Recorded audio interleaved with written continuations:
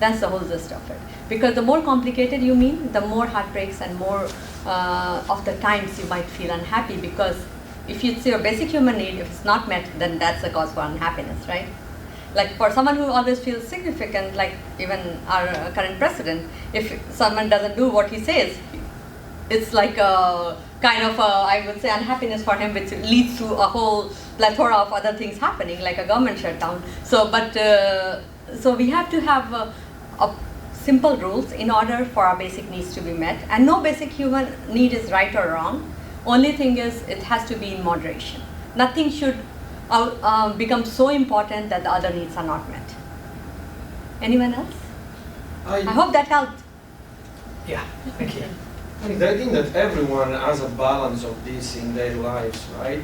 And I think that the balance is also changing with your life when you grow, right? And for example, I can see myself where right now love and connection, growth, certainty for me are very important, but significance, uncertainty, variety, contribution are not right now, but they were once.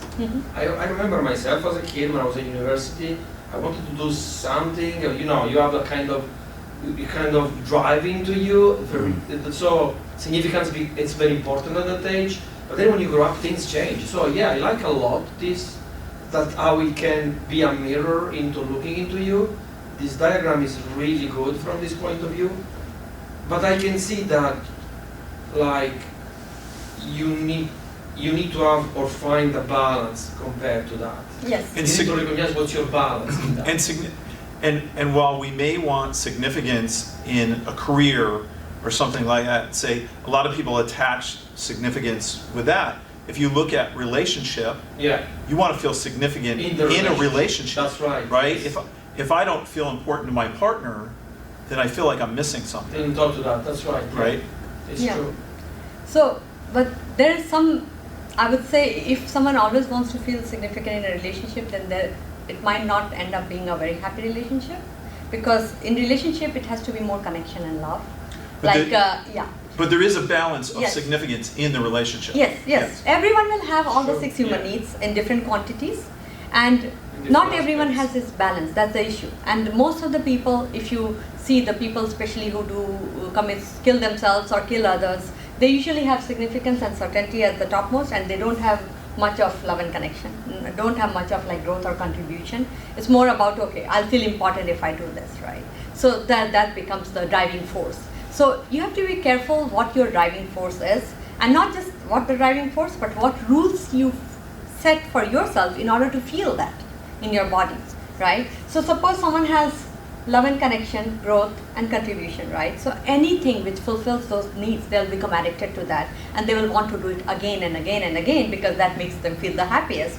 Whereas if someone else has a significance and uncertainty and variety, then it's totally different scenario. And if these two people get together who have very, very different basic human needs as their top two or top 3, then it might not end up well, because inherently people don't change, right? It's only if for love sometimes people do differ a little, or maybe make a little bit of sideways change or something in order, because they want to. It's not that someone else told them to. So that way you have to be careful even when you are with someone, like, okay, does your basic human need align with their basic human need? Otherwise it's not going to. I have just a thought came up, like with all the discussion that you people had. That was a very good point, Jay, that about significance in a relationship, like when you feel you're not being heard by your partner, not feeling appreciated, and about those needs changing. Like I was thinking about my needs, and significance and contribution are very important to me. Of course, love and connection, I'm a little confused, but I think contribution is definitely there. Yes, I agree. I was wondering, what if I'm in a close relationship with somebody who has the same basic needs as I? Then it will be a very beautiful relationship. It won't clash? No. Similar things always, like, because it's not, both don't have significance as the first priority. That's the thing, it's contribution. Or it's like certainty you'll have to control a little bit. But if you have contribution and love and connection, and both have the same, that will be like a match made in heaven, like a soulmate connection. That will be some of the happiest relationship you can have. And those are the people you hear about. We got a you get 20 minutes and then you have to reset. Oh, okay. So if you can, once we've done this, if you can go back to the beginning of that sentence. Okay, from where she said? Okay. Yeah, it starts. I would start it again. Your response. Okay. Oh, okay. Okay, I'm good. You good?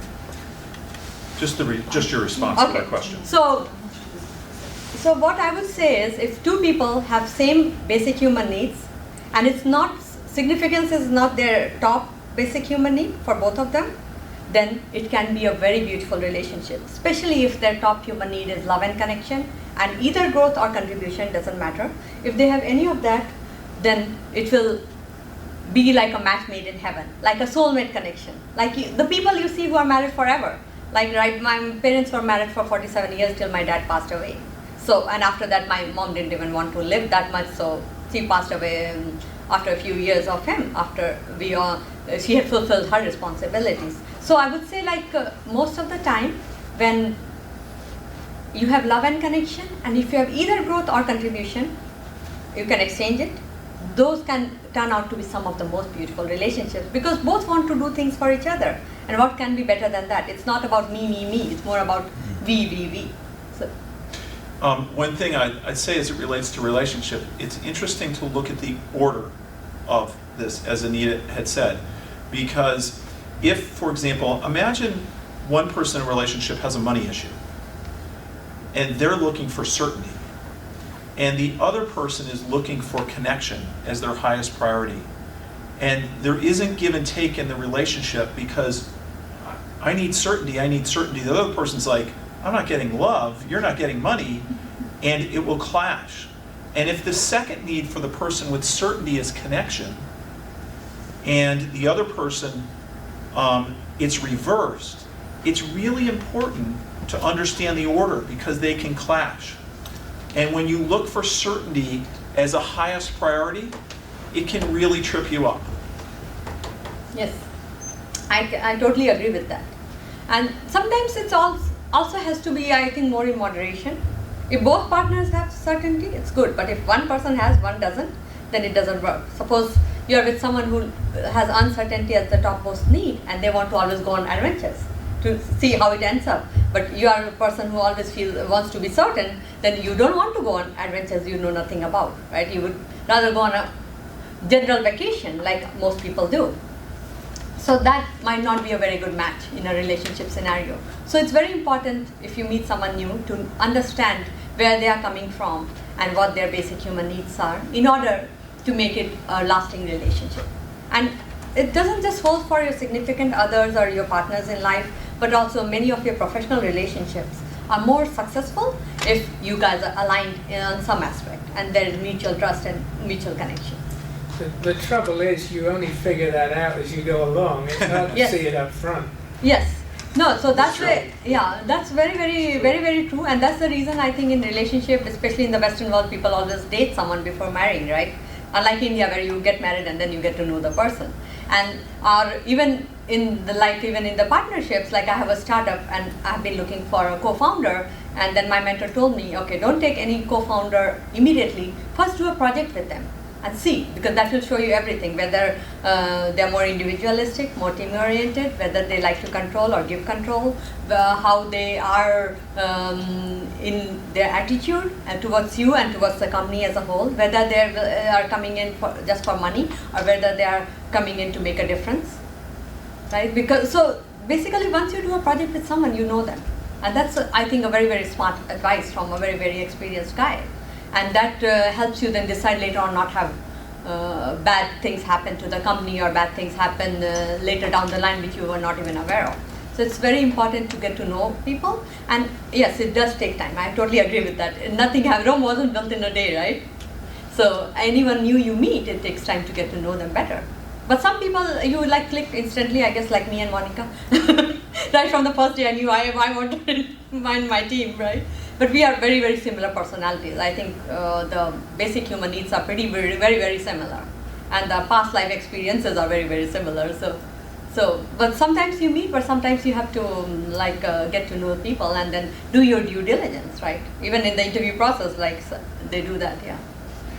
Is the Maslow hierarchies obviously follows an order. Yeah. Is the order here significant? No, it's not. Okay.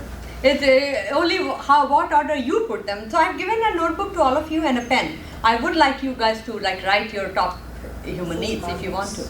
Yeah, this is the Maslow's. So Tony has added one more. This had 5, he had 6. But pretty much the thought process is similar.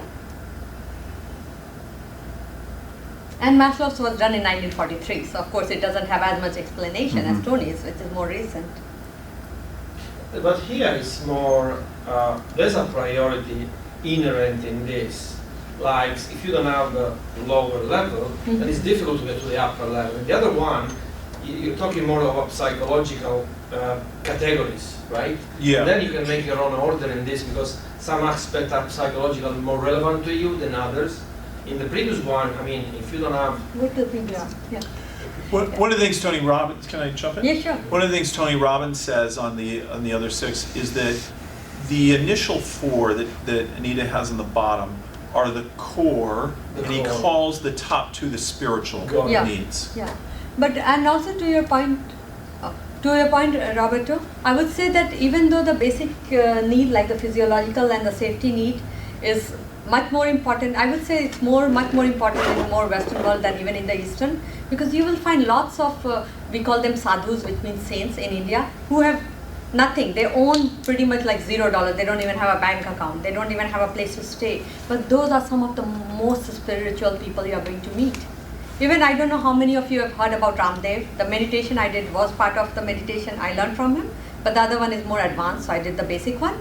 And he doesn't own a single dollar or a single rupee in his name. He doesn't have a bank account, but he owns a lot of companies which make all health products and health foods, and it all goes to his ashram. Ashram is a place where people who have nowhere to go, they can come and stay and meditate and do yoga and all that. So there are many people in some parts of the world who don't care about the basic needs like the safety, or they'll pray in the jungle and a tiger can come and attack them. They don't care because they are so much into their spiritual higher self that these worldly things don't make a difference to them, because they see that soul is always going to live forever, and this body is something like a cloth which you change. So I can change this body, like I can die and be reborn in another form, but so they don't care about some of the material things, especially, and they don't marry, they don't have families, so they don't have any liabilities to think of. So I would say that this basic needs of safety and physiological is more prone to maybe more, I would say, society which is much more organized, like they have kids, they have families, they have someone to take care of, so they need like their kids to be safe, right? Or we all want to be safe so that we don't get attacked or mugged. But in those forests, the people who live, who their only purpose is to pray to God and meditate, they don't care about all those things.